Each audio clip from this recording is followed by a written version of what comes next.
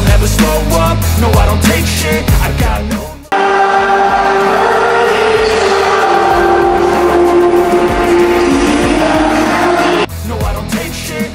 Shin Tae-yong bisa saja mengandalkan penyerang keturunan untuk mengarungi gelaran Piala AFF U23 2023 yang dilaksanakan bulan Agustus. Apalagi, pada laga perdana, Timnas Indonesia U23 akan melawan Malaysia U23. Sejauh ini belum ada persiapan matang yang dilakukan Shin Tae-yong bersama Timnas Indonesia U23. Oleh sebab itu, penyerang keturunan yang sedang bermain di Liga Turki bisa menjadi salah satu senjata Garuda. Penyerang keturunan yang dimaksud adalah Ronaldo Kuateh, pemain berdarah Indonesia-Liberia, bisa menjadi andalan Shin Tae-yong. Namun, dengan catatan Shin benar-benar membutuhkannya dan pihak tim Ronaldo Kuateh mengizinkan. Diketahui, Piala AFF U23 tidak masuk dalam kalender FIFA, jadi tim Ronaldo Kuateh, yakni Bodrumspor yang berkompetisi di Liga 2 Turki bisa melarang Ronaldo. Tapi, sejauh ini, dipantau dari akun Instagram Bodrumspor, sejak pramusim digelar, Ronaldo nampak tak terlihat. Anggota Exco PSSI, Arya Sinulinga, membocorkan rencana federasi yang akan menambah pemain naturalisasi Timnas Indonesia.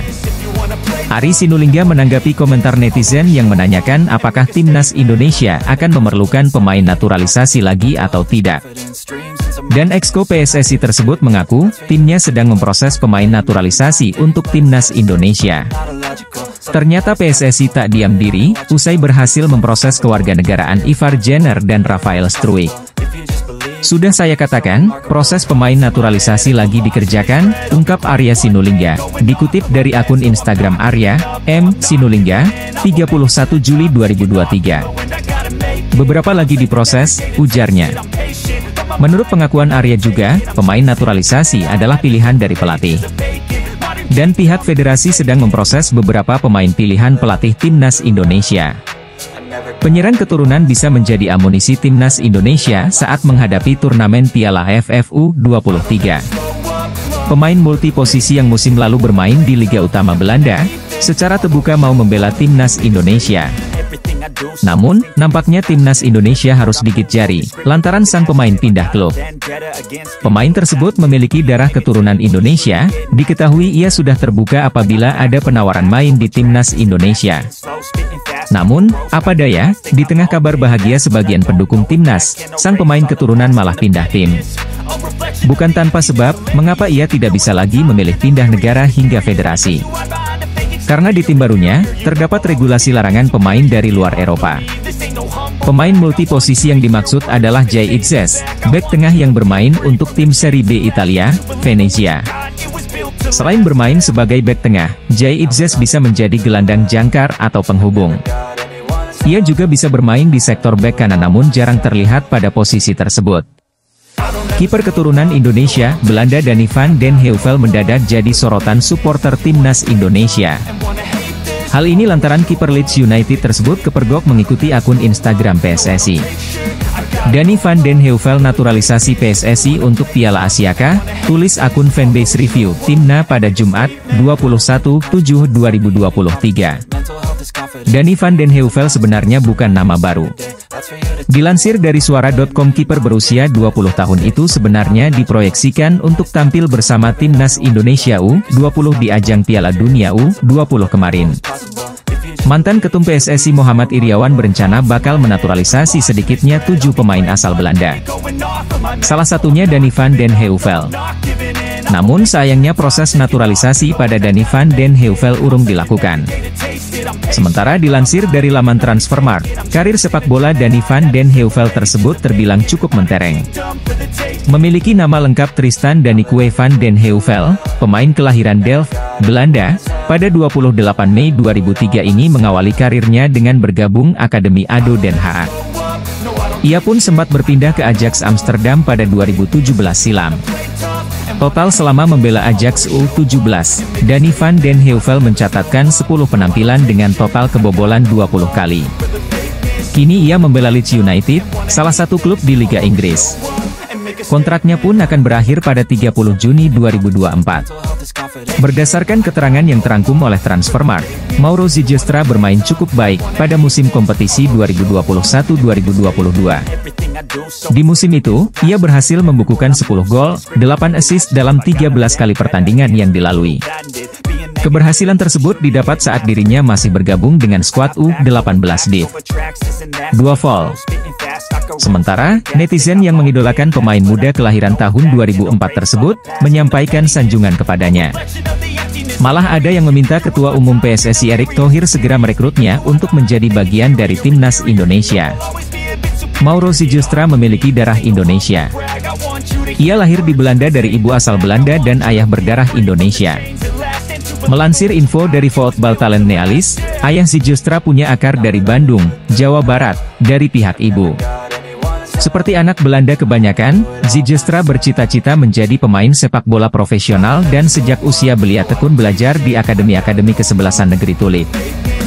Ia mengawali karirnya di dunia sepak bola dengan bergabung bersama AS Alkmaar.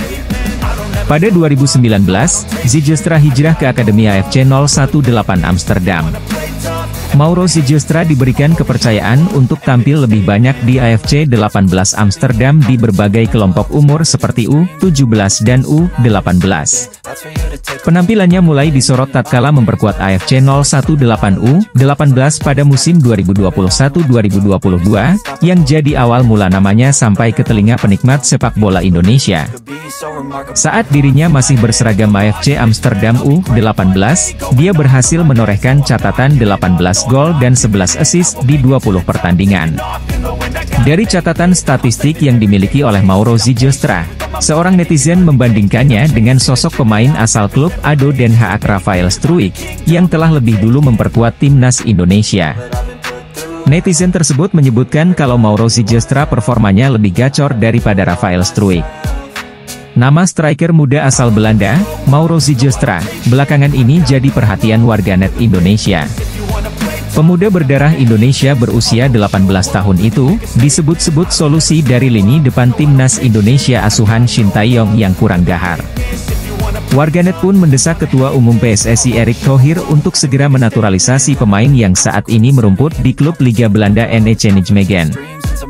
Melansir akun fanbase Indo Voetbal Sportos, Jumat 14 Juli 2023, Mauro Zylstra mengaku siap bergabung dengan skuad Garuda. Asalkan ia mendapat panggilan dari PSSI atau dari sang pelatih timnas Indonesia, Shin Tae-yong. Mauro Zylstra siap membela timnas Indonesia jika diberi kesempatan untuk dipanggil, tulis akun Indo Voetbal Sportos. Ia memiliki darah Indonesia dari sang ayah. Nenek Mauro Zylstra dari ayahnya merupakan asli Bandung, tulis akun Indo Voetbal Sportos menambahkan riwayat dari Mauro Zylstra.